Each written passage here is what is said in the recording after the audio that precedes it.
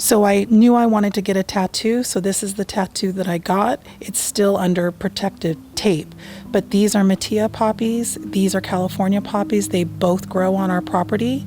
This is the mountain range above our house, and in the stems it says Altadena forever.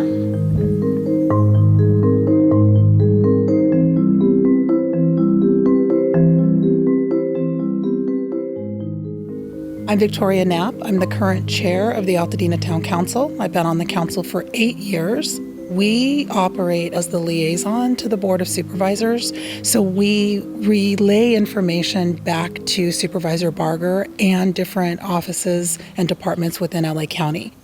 I'm also a fire survivor.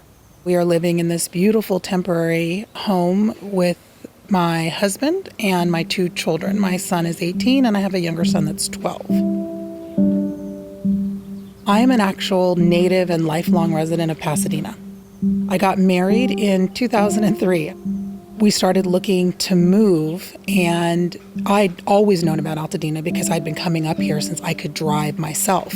So whether it was coming up to the Balian Mansion at the holidays or Christmas Tree Lane or going to Webster's Pharmacy when I first got my driver's license, it ended up taking us almost 18 months to find a house. The house that we finally purchased was the exact right house. The thing about Altadena that is so special is the community of people that live here.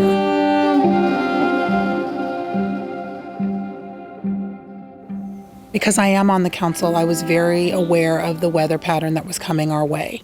We were eating dinner in the kitchen. Our kitchen looked out to our backyard, and my son said, "Mom, I just saw a spark." I went outside, this was at 6:30, and I looked to the east, and I saw the fire in the canyon to the east. Within about a half an hour, the liaison from LA County Fire called me, and she had been in the Palisades all day, and I knew from the tone in her voice that this was going to be bad. About 7:30, maybe 7:45, and all of my neighbors were outside. The wind was whipping. There were embers flying everywhere. It was sometime after then, between 7:30 and 8:30, that we got the order to evacuate. And when I tell you, I have never done a drive like that in my life.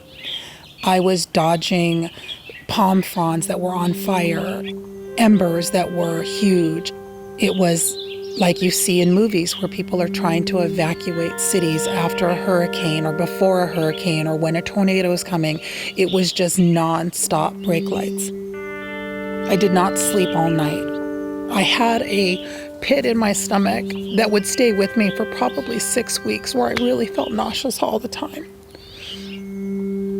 That morning, someone that my son works with called and said, "Victoria, I can go up and look at your house. Do you want me to?" And I said, "Please, please, please go look." So he said, "Your house is still standing." I told my husband, and we left the children at the hotel and drove back to our street. Everything was smoldering. Everything was still on fire. There were gas fires because none of the gas had been shut off yet. We went back to the hotel, told our kids that the house was still standing, and at about 3 o'clock that afternoon, the same person called me back and said, "Listen, I'm sending you a video. I want you to watch it before I call you." And the house was in flames. So it had essentially been smoldering all day, and there was a fire underneath our laundry room that once it ignited, it took less than 2 hours for our house to be reduced to rubble. And by 5 o'clock that night, 5:30, it was gone.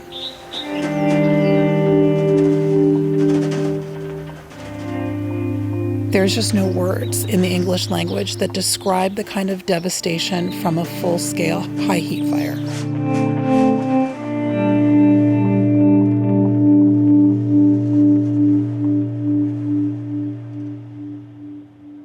The fire was a Tuesday. By Thursday, we knew for sure we were going to rebuild. I had no idea what that was going to look like. It just felt wrong and incongruous to who I am to think that we were not going to rebuild.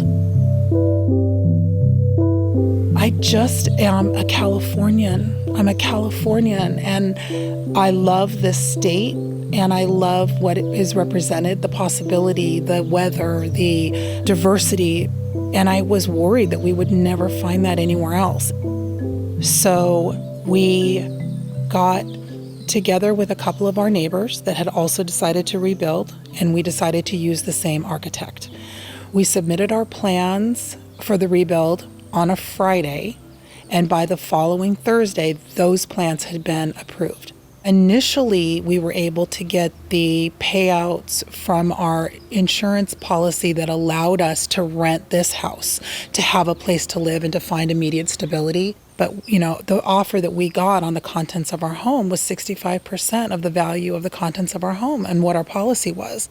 For someone who's lost every single thing, it's just not enough.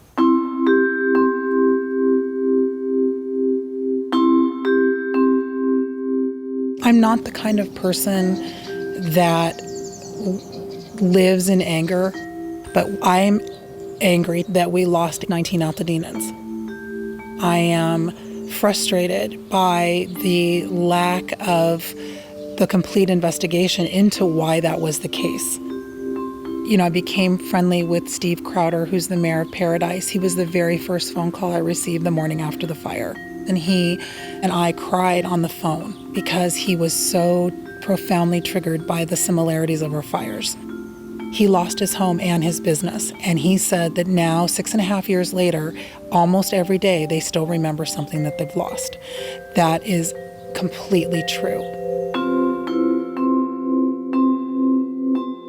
The early weeks and months were really hard. I would come into town and I would park and I would just cry because I couldn't foresee what kind of town was going to be left, how much of it. And I'm a person who's gone through significant trauma in my life. I lost my brother in a car accident. We were in together when I was 11 and he was 16, so I understand trauma. I went back to therapy and said to my therapist, this is different. This is an everyday burden. It's an albatross around your neck of loss and pain. Every single memory from our house, which is where both of my children were raised, is gone. And because the physical representations are gone, I'm so worried that as I get older and my memories start to fade naturally, that I'm not going to have anything to remind me of their first steps or remind me of the play dates that we had at the house. And I can't recover any of that. So there will be new memories there. We'll have new events, we'll have new celebrations, but the grief, it really doesn't ever leave.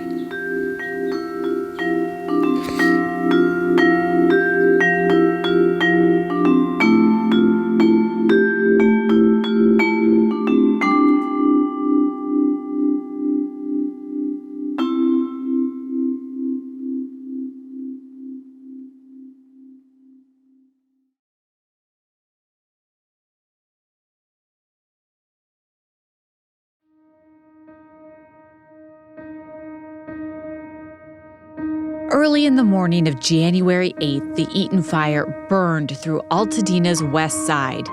18 people died. Thousands of structures were destroyed, and there were hardly any fire trucks there. From Los Angeles Times Studios, this is Rebuilding LA. I'm Kate Cagle.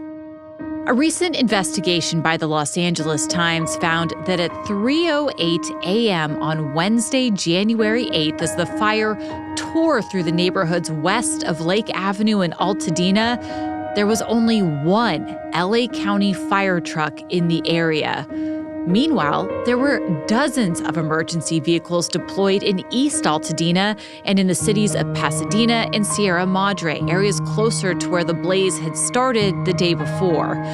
More trucks eventually arrived, but by that time, a lot had been lost. LA Times reporter Rebecca Ellis has been looking into all of this and did the investigation. Rebecca, thank you so much for joining us. Thanks for having me. All right, so let's just set the stage because I think sometimes there's some confusion over who's responsible for Altadena. This is an unincorporated area of LA County. It's not the city of LA. So who is responsible if a fire breaks out? Right. So in unincorporated LA, it is the LA County Fire Department that is responsible for all fire protection. So they have a lot of contract cities they're responsible for, and then any unincorporated area, which includes all of Altadena. So we've heard a lot from the county about pre-deploying assets ahead of this wind event. We had LA County Supervisor Lindsay Horvath on, who said that they were aware of the danger. They did their best to keep firefighters on duty and try to send resources where they were needed. How did you go about your reporting to find out where fire trucks actually were that night and early morning of January 8th? Yeah, so as you said, the county seems to have done a really good job that morning of making sure they had enough staff on hand. So they held back a shift, so it was double the staff. So they had a lot of people. So the question I had is, all right, where were all these firefighters when the Eaton Fire broke out that evening? And one of the ways that I thought would be an interesting way to try and get the answer to that is by requesting the automatic vehicle locator data from the county vehicles. So that's basically a lot of the county vehicles, the county fire vehicles, have these little kind of like transmitters that do pings every minute. So they will show you exactly where these trucks were. So I put in a public record request to the county, and they gave back a 55,000-page PDF with latitude and longitude. 55,000 pages? Yeah. In a PDF format, which is impossible almost to make sense of. But we had a great data guy, Sean Green, who helped us out. And so it was 55,000 pages. And that was not just fire engines. It was also, vehicles for battalion chiefs and patrol cars, all sorts of vehicles used by the county fire department. So that kind of allowed us to take that data, do some analysis with it, and you could basically see using those coordinates where these different vehicles were focused throughout the night. Was it like a snapshot in time? You could create a snapshot in time. They gave us data for, I forget what it was. I think it was like the first 4 days. So we were really interested. We've been hearing from a lot of residents, hey, there were not a lot of fire trucks in Western Altadena. So we wanted to see, all right, where were those fire trucks? So we mapped it. And we could basically look minute by minute and see where these trucks moved throughout that period. How does that work with mutual aid, though? Because we know sometimes fire trucks come in from other areas to help out. Totally. So that is the big caveat of this reporting. This is only AVL data from the LA County Fire Department. It does not include any other agency that was there that night. We have requested AVL data from all the agencies I know of that were there that night, and they have not provided it yet. So that is a big caveat. LA County Fire Department is the one that's responsible for Altadena. So they're the one we focused on. But yeah, we do not know where those other engines were. So your story starts at 3 a.m. Set the scene, what was happening at that time in Altadena. Yeah, so actually I'm going to take you back a few hours. So fire broke out in Eaton Canyon around roughly 6:20 p.m. So at that point you're having fire trucks all of them are going to the same rough area right around Eaton Canyon where the fire broke out. So more and more resources come throughout that night, and they are focusing Eaton Canyon, Pasadena, Sierra Madre. That doesn't really change for hours. So by 3 a.m., you have roughly 60 or so fire engines, LA County fire engines. 60? Roughly 60 focused in that area, East Altadena, Pasadena, Sierra Madre, the area near where the fire broke out. In West Altadena, at that point, the fire has now spread. You're starting to see 911 calls from that side. That's the area west of Lake Avenue. The fire has spread, but the resources, at least from the county side, really have not moved there. So around, as you mentioned in the intro, around 3:08 a.m., there's just one truck there, even as the fire has spread pretty deep, at least according to the 911 calls, into the neighborhood. That's why I wanted to highlight that 60 number, 60 versus 1. 60 versus 1. That's for the Eaton Fire.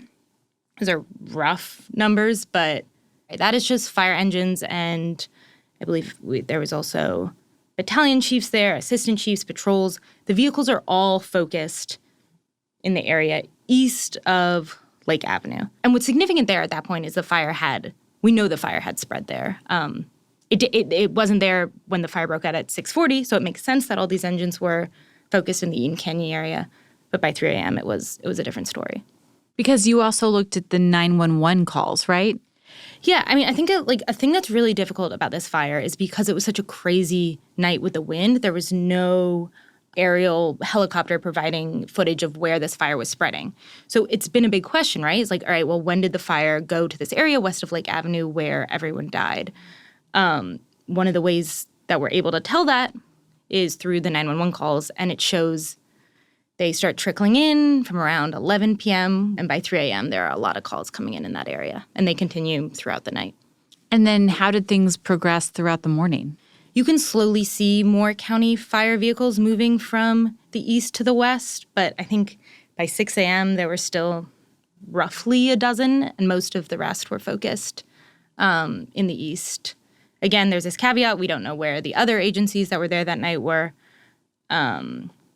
And then the county fire vehicles slowly build up throughout the next morning, but they're not there in significant numbers until pretty late the afternoon of the 8th. So just to be clear, there's all these fire trucks east of Lake Avenue. For people who aren't familiar with this area, kind of set the scene for us and the neighborhoods that are east versus west. Lake Avenue is this pretty big thoroughfare that divides kind of the east side and the west side of Altadena. And it became a really significant thoroughfare when we started looking at the data around the deaths and where they all occurred. As you mentioned, 18 of these deaths occurred west of Lake Avenue, and the other death occurred just east. So it became a very significant kind of border there. What can you say about why so many people died on the west side? I mean, I think there are two things that are kind of tied together. One is this issue of evacuations. Evacuations, as we now know, came much, much later for residents on the west side of Altadena, west of Lake Avenue. The residents east of Lake got their first evacuation right around when the fire started, so that's around 6:30 p.m., say. Residents west of Lake didn't get theirs until around 3:30 a.m. the next day. So one reason people have thought that there were so many deaths there is because people just didn't know they had to evacuate until the fire was at their doorstep. Another reason you look and you do see a significant disparity in fire engines west of Lake versus east of Lake, so that's another reason people have speculated there were so many deaths there. I want to get into resident reaction to your reporting, but first, what has LA County said about your reporting in the fire trucks? Yeah, I spoke with LA County Fire Chief Anthony Maroney, and he made a pretty good point. Was there an issue with how we divided resources between east and west? He did say that there appeared to be some level of human error there. Now, who exactly made the human error is unclear. They say they're doing an analysis to try and break down, okay, where were all of the vehicles that night, not just the counties, other agencies as well. But yeah, he says that it appears there was some level of error here. But also he says, look, this was an insane, unprecedented night we were in. We had put all these people in the Palisades. Then we went to the Hearst fire. We were helping out the city, both places. By the time the Eaton Fire broke out, we were stretched extremely thin. And it was up to other agencies that were coming in to help us out. We had our hands full and far beyond that. But what do residents say? Residents are really, really angry. I think one thing I didn't totally expect when I started this reporting is that usually it's uncommon for me to hear this much rage towards firefighters. I think sometimes as a reporter you hear it more towards police departments, but the level of rage a lot of residents feel towards the fire department, who they quite frankly feel abandoned them, especially in that West Altadena area, is pretty intense. You will just, I'm sure you've spoken with residents like this too. There are so many residents who have their own kind of horror stories of that night. And what makes it so much more horrible for many of them is just either calling 911 and not getting anyone, or trying to get a firefighter to come, not seeing any, not hearing any sirens, and just feeling totally alone. The rage, I think, is intense on the behalf of many. And just not getting the evacuation notice. Give me an example of a story that you've heard. Yeah, I mean, there are people that quite frankly, woke up to their house on fire and never got an evacuation notice. There were a lot of really, really heavy traumatic stories I heard doing this reporting. I think the one that really stuck with me is this woman named Sophia, who had decided to stay, hadn't gotten an evacuation alert, but could tell it was dangerous because the fire was everywhere at that point. And she really didn't want to leave because she had this pet tortoise and he was too heavy to carry. She knew she wouldn't be able to evacuate with him. And so she and her husband stayed at their house. It was in West Altadena, basically just acting as civilian firefighters, trying to like put out all the fires cropping up in their neighbor's property and their property, like standing on top of the roof, trying to put the fire out there. Until I think it was around 5:45 a.m. They still, no sirens, no fire truck in sight. They quite frankly thought they were going to die if they stayed. So they had to leave. And then her son came back the next day and found the tortoise dead in front of the house, which I forget how old it was. She'd had him for more than a decade. The way she talked about him, it was like part of the family, and she was just extremely broken over it. And I can imagine she feels betrayed. Yeah, I think that's fair to say. What role does the sheriff's department play in evacuations? Okay. You would think that's a really easy question. I think because there was a mistake made here, it's been hard to delineate, well, hey, what exactly is the LA County Sheriff supposed to do? What exactly is the LA County Fire Department supposed to do? The sheriff has said our main responsibility during these is to just go home to home and help people evacuate. But we're not the ones saying, hey, zone, whatever, time to go. They say they work with the fire department on that. So the lines get a little blurred there. And it's one thing to sit here with hindsight, but I wonder if residents you talk to wish now that the county would be faster to just tell people to evacuate if the fire is anywhere near you. Yes, I think that is something we'll see. I also think there's been this bit of a pushback that you've heard a little bit from the county of if you think you're in danger, go. Like, don't wait for an evacuation order, which on one hand, okay. On the other hand, I think a lot of people went to bed, around 10, 11 p.m., not realizing, because the fire at that point was still pretty far, and then they woke up to their street on fire. So there wasn't really time to gauge and be like, it's coming closer. So I don't really know how that would have worked out in this scenario. So, who exactly screwed that up is kind of still up in the air, despite 6 months of us trying to figure that out. Well, when we talked to Supervisor Lindsay Horvath, she said some of this goes all the way up to the White House and how the federal government regulates these evacuation notice procedures and notifications and agencies. So there's a lot of questions there.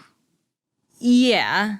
Yes. Sure. I will say for this issue, I don't think it's a federal issue, and why one side of Altadena was given an evacuation order hours after the other, that does seem like a local screw-up, if you will. You mentioned that LA County hired the McChrystal Group to investigate what happened with the late evacuation warnings. Have we learned anything from that investigation? No report has been made. It's my understanding that some sort of draft has been given to some people in the county. But yeah, as you mentioned, it's supposed to look at the question of evacuation alerts and what went wrong there, as well as some other parts of the fire. But no, we haven't really heard anything yet at this point. Well, let's take a quick break, and then we'll get into all of that when we come back in just a minute. Rebuilding LA is brought to you in part thanks to our presenting advertising sponsor, Rebuild SoCal Partnership, and to our supporting advertising sponsor, Southern California Edison. The Palisades fire was called that because it broke out in the Palisades, but it impacted so much more. And all the way down through Malibu, they've all been impacted in different ways. And that's why coming together at scale to help in the rebuild process is going to be so critical. It is absolutely devastating to hear the number of stories, the magnitude of impact that people have felt as a result of this fire, the emotional and mental toll that it takes. Los Angeles County Supervisor Lindsay Horvath has spent much of the past 7 months helping the areas of her district that were devastated by the January wildfires. She has met with residents, coordinated public and private resources, and helped to open schools and businesses. We saw people who lost their homes still showing up to volunteer for other people who lost their homes. And that spirit of togetherness, it's what's given us hope that we will be able to come back together as a community. Supervisor Horvath met recently in the Palisades with Rebuild SoCal Partnership to talk about how she During one of the most severe windstorms Southern California experienced in more than a decade, the Palisades and Eaton fires ignited. leaving heartbreaking losses in our communities.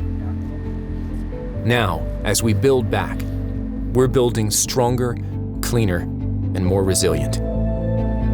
In communities most vulnerable to dangerous weather conditions and wildfires, Southern California Edison is placing power lines underground, hardening the electric system by installing wires with protective coating, and adding advanced technology to help keep communities safe.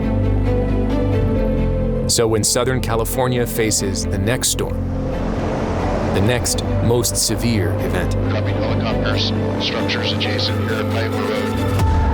we'll be ready.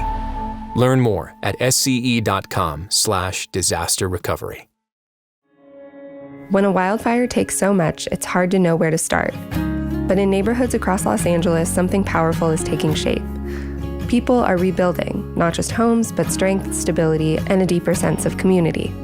Based in Southern California, Axos Bank believes in that kind of resilience and proudly stands with regional communities. Axos's construction mortgage program is here to support those ready to rebuild, on their terms, on their timeline. Because starting over isn't easy, but with the right support, it can lead to something even stronger. With one-time closed loans, interest-only payments during construction, and financing for everything from full rebuilds to major renovations, Axos offers fast, flexible options built to match the home and future you're envisioning. A safer home, a stronger community, a future rebuilt together. If you're ready to take that first step, visit Axos Bank at axosbank.com/rebuild. That's axosbank.com/rebuild. Loan approval is subject to credit approval and program guidelines. Not all loan programs are available in all states for all loan amounts. Interest rate and program terms are subject to change without notice. Mortgage, home equity, and credit products are offered through Axos Bank. Deposit products are offered through Axos Bank. Axos Bank is an equal housing lender. Member FDIC. Axos Bank, NMLS number 524995.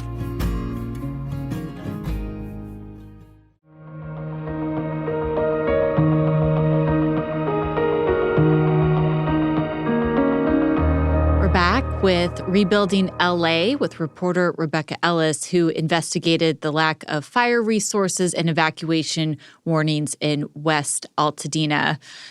So we learned pretty quickly after the fires from reporting in the LA Times that these neighborhoods in West Altadena did not get that evacuation warning until 3:25 a.m., nearly 4 hours after there were calls to 911 that the fire had spread. The data that you looked at, what does that tell us about what was happening there?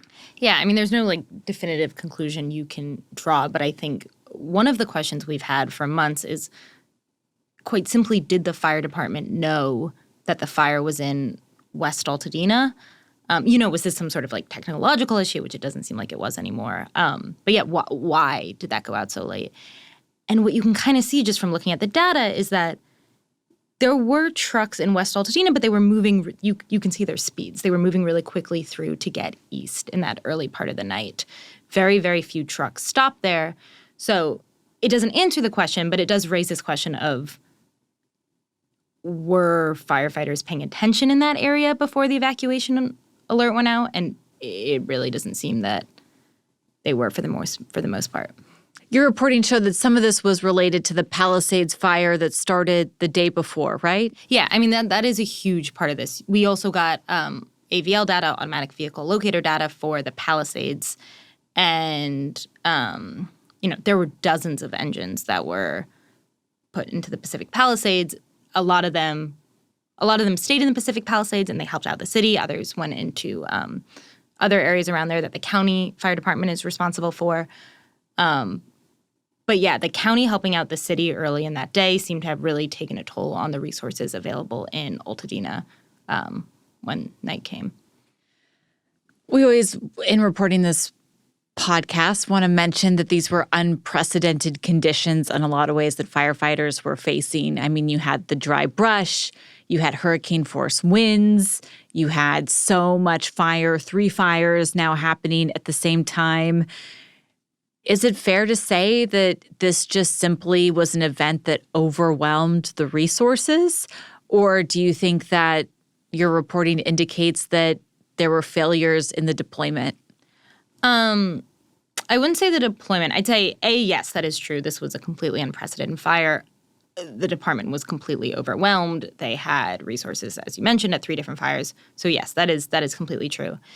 The other thing that came up just from showing the data to some other people who'd worked in incident command and had worked with the county fire department before was this question of, well, yes, this was unprecedented, but this data also may show issues with positioning and repositioning. So in fires, oftentimes, you'll have everyone go to where the fire broke out, but then you will take people from that area and, if you hear there's report of fire in this other part of town, you move some of those resources there. I think the question that the data raises is, did that happen? And it does not look like the county fire vehicles were repositioned. They pretty much stayed roughly in the area where they started. Again, there's this caveat here of, maybe other agencies that were helping out, that were part of the Unified Incident Command, maybe they went there. But there is this question of, was there a repositioning failure here? So it sounds like the experts or the former fire officials you talked to indicated that this could have been a failure to pivot as conditions changed. Yeah, exactly. I think some of them use this phrase of, actually 2 of them use this phrase of moth to a fire. So, where the fire started, everyone went there. And then they didn't really leave. Now, granted, that could be because it was, there were lives that needed saving there. They simply couldn't pick up and leave. Or it could have just been that they didn't fully realize how bad conditions had gotten in the other part of town. That's just not really clear at this point. You say that the county was busy helping the city fire department. Does that indicate that the city was not fully staffed where they needed to be? Yeah, I mean, this has kind of been well reported at this point that there was a failure of the city to pre-deploy, which a lot of experts have talked to me and called the original sin, because it did mean that the county, which did have a lot of resources that morning of the 7th, said, okay, don't worry, we got you. We'll send all these people your way into the Pacific Palisades. Granted, they probably would have done that anyway. They're mutual aid agreements. But yes, the city seems to have been caught flat-footed, and it did kind of trigger this domino effect that sucked in resources. And you can see kind of how that played out to disastrous effects throughout the day. Yeah. In the midst of everything, people might have forgotten that pretty shocking all hands on deck call that came out from the city fire department saying everyone needed to come back to work, people who had gone home. Right, exactly. Whereas the county had those people because they weren't allowed to go home. You talked about the fact that LA County Fire Chief Anthony Maroney acknowledged that there may have been some human error here. What have you heard in response to your reporting from other elected officials like Supervisor Catherine Barger, who represents that area of Altadena? Yeah, she said repeatedly this was a tragic event. She also says, like Maroney, which I think is a fair point, look, you're only looking at the LA County Fire Department here. There were other agencies there. I should say, if I haven't already, the county was part of a unified incident command that night. So that was the county fire department, the National Forest. There were other people who were all, taking responsibility for the Eaton Fire, that were all deploying resources there. So they say, look, the blame shouldn't all be on the county for what happened in Altadena. This podcast is called Rebuilding LA. Do you see lessons here from this fire that should be taken into account by the county going forward? Yeah, I think this question of repositioning and making sure there's total situational awareness is going to be a huge thing. I know the county is trying to do an analysis of where all these engines were that night and see if there was a failure there.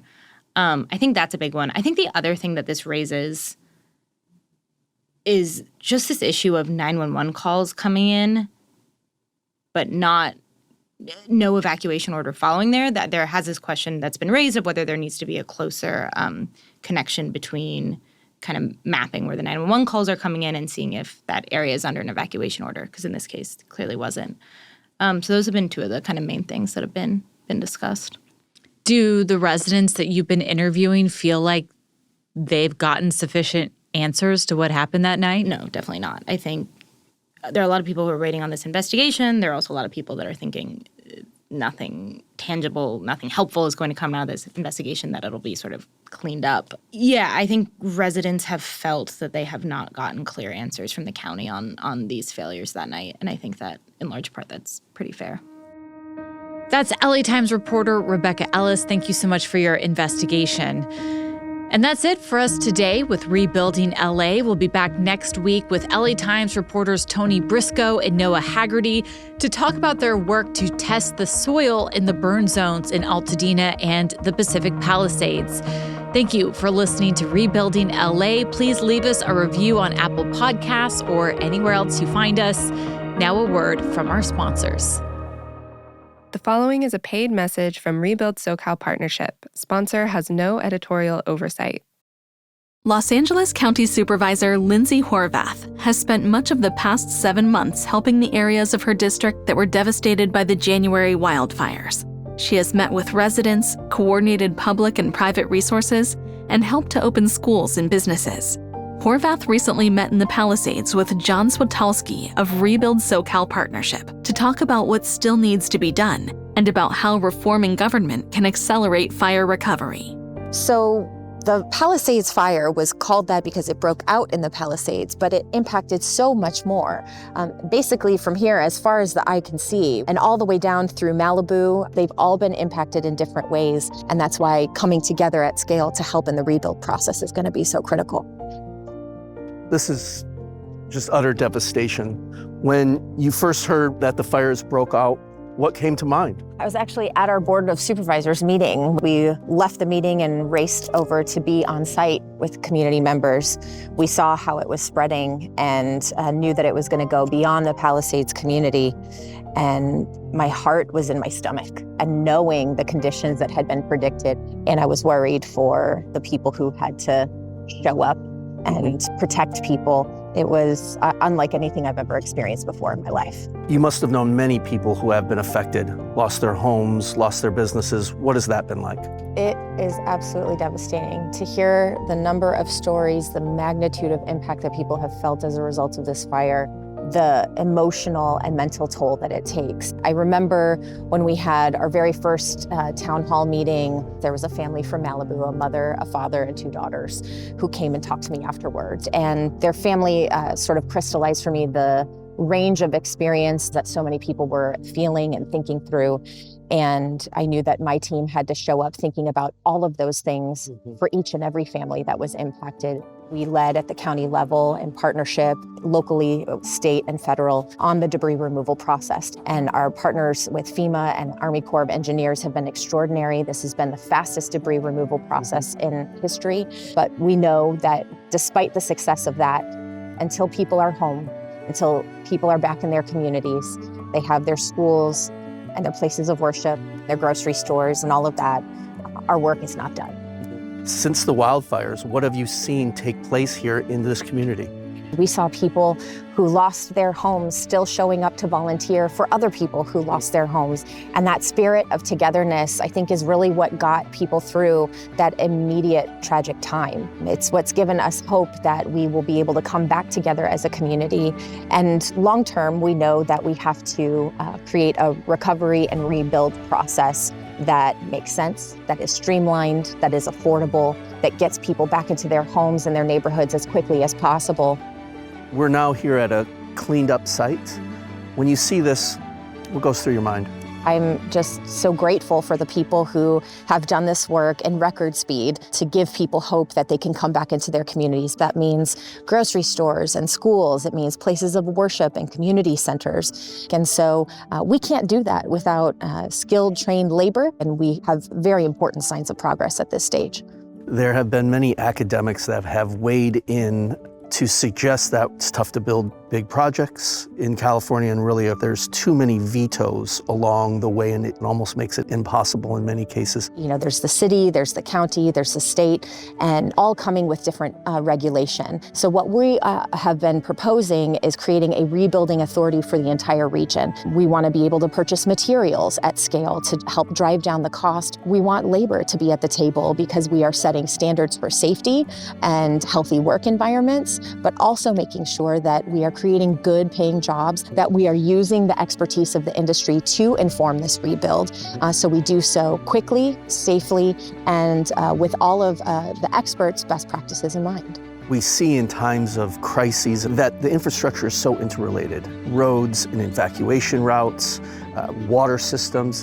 What have you learned from the lessons of the fire that you would put forward in investing more into infrastructure? We need to make sure that we're undergrounding utility equipment. We've seen how that has been a contributor to some of the devastation that we have seen. One of the things that I did as chair of the Board of Supervisors is do a countywide look at our water systems infrastructure. And we need to be addressing our water systems and that we're investing in the kind of infrastructure that we need for safe, clean drinking water, for water to fight fires, for everything that we need in our future. What is it like to bear that burden in a time where your constituents really need you to be many things, a policy leader, but they also just need you to be a human being they can rely on? So I just try to show up for people in the way that I hope somebody would show up for my family in a time of emergency. But we also have to learn about how can we be building better, what things helped us move quickly and at scale, and what helps us be able to build the housing that we need for our region, because I'm also thinking about what is this community going to look like for our future generations. So always thinking about doing everything that we can to get obstacles out of their way so they can do what they need to do for their families. Thank you for your leadership, and thanks for offering such critical thought on how to approach the communities and approach not only the cleanup, but of course the rebuild. And thank you for everything that you're doing. I know your partnership really means the world to us. We really appreciate you.